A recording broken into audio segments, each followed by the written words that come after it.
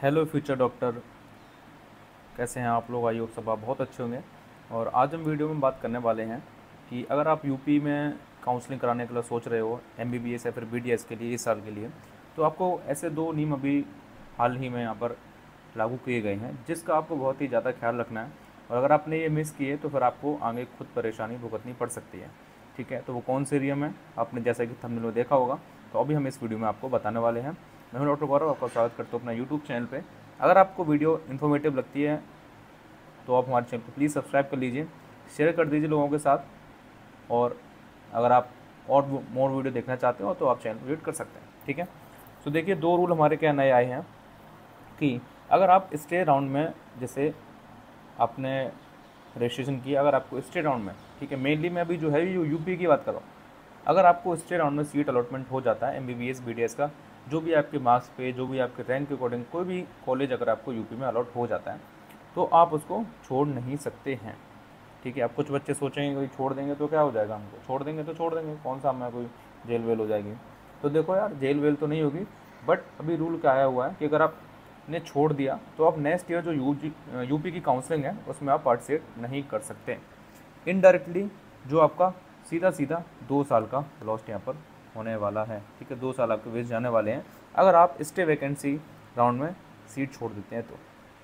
ठीक है, क्योंकि क्या होता है कि स्टे वैकेंसी राउंड जो है वो लास्ट राउंड रहता है, और लास्ट राउंड के बाद कोई भी राउंड होता नहीं है तो वो सीट जो है वेस्ट चली जाती है 4.5 साल के लिए। सो इसलिए ये रूल यहाँ पर निकाला हुआ है।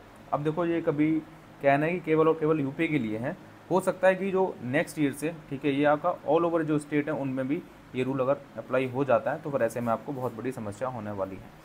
तो इसलिए समझदारी से काउंसलिंग करें। अगर आपको काउंसलिंग के नहीं आती है तो हमसे कांटेक्ट भी कर सकते हैं, हम आपकी पूरी सहायता करेंगे काउंसलिंग को करवाने में। ठीक है, अब देखिए हम नंबर सेकंड रूल की बात करते हैं। जो हमारा सेकंड रूल है वो क्या कहता है कि, क्या बोलते हैं, सेकंड रूल हमारा है कि अगर आपने एडमिशन ले लिया, ठीक है, अगर आपने एडमिशन ले लिया और अगर आपने उसको 4.5 साल और प्लस आपकी जो इंटर्नशिप रहती है 12 मंथ की, अगर आपने उससे पहले स्कोर को छोड़ा, ठीक है, या फिर सीट को लीव किया, तो आप हो जाओगे डी बार। ठीक है, डी बार का मतलब क्या है? डी बार मतलब है आपका टोटली बैन। ठीक है, तो जो बच्चे ऐसा करेंगे वो आपका टोटली बैन हो जाएंगे काउंसलिंग के लिए। तो बहुत ही ज़्यादा सोच के समझदारी से आपको ये चीज़ करनी है। अब देखो, ये जो रूल है वो किसके लिए अप्लाई होता है? जो भी बच्चे आपका यूपी की गवर्नमेंट कॉलेज की काउंसलिंग कर रहे हैं या फिर यूपी के जो प्राइवेट कॉलेजेस हैं अगर उनकी काउंसलिंग कर रहे हैं, ठीक है, एमबीबीएस और बीडीएस के लिए ये आपको ध्यान रखना है। हो सकता है कि जो अदर कोर्सेज भी हैं आयुष वगैरह के, उनमें भी ये रूल अप्लाई हो जाए।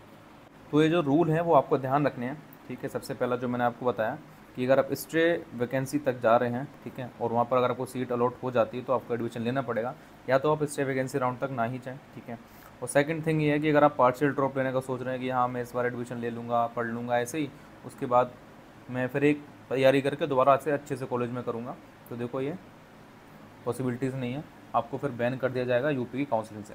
तो इस बात का आपको खास ख्याल रखना है। ठीक है, क्योंकि क्या होता है कि बहुत सारे बच्चे ऐसे होते हैं जो यूपी में सीट ले लेते हैं, प्रैक्टिस करते हैं, मतलब कि पढ़ाई लिखाई करते हैं, उसके बाद फिर वो नेक्स्ट ईयर उस सीट को छोड़ देते हैं।